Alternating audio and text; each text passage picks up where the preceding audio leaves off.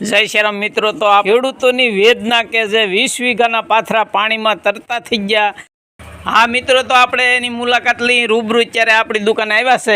એની મળવું 20 વીઘાની મળવું તમે બિયારણના પૈસા ઘણો કેટલા થાય મારે? હા ને દવા ખાતર તો બધું જુદું એમ। હા 2500 નું મણ તો ખાલી બિયારણના દાણા મેં નાખીને વાવેલા। હા, કેવડો બધો આપણે આ ખર્ચો આમાં કર્યો છે, તો ખરેખર આ વેદના આપણને ન થતી હોય, ન કરવી તો આપણને થાય છે।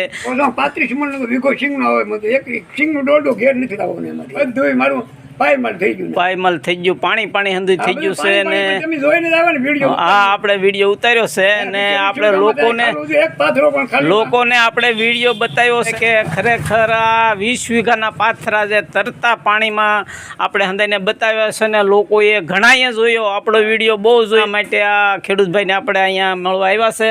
તો મિત્રો નિહાળી શકો છો, જુઓ તમે, હજી તો વરસાદ ચાલુ જ છે એટલે પાથરા લેવાનું નથી કોઈ વસ્તુ નહીં। હા, અને મારા માલ ઢોરની નીરે બધી નીરે મારી પાસે કોઈ છે એની મારી પાસે ઓછામાં 3 થી 4 લાખ 3 લાખ નું સારું જ થાય। હા સારું લઈ જોઈએ। હા, એ જ્યું તો ખરું, પણ અત્યારે આપણે માલને નીરું, હા માલને નીરું હું।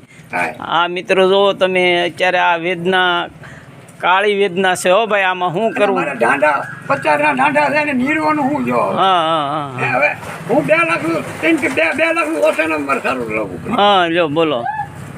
હાલો તો બધું જોઈ તો શું બોલું છું?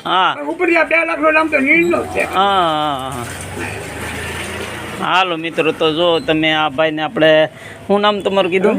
હા, રણછોડભાઈ, તો જો આપણી પાસે આપણે મળ્યા છે ને આ હંધી અત્યારે હોબાળો કાઢે છે, ક્યાં શું કરે? આમાં ન કાઢવો હોય તો પેટમાં બળતરા થાય છે।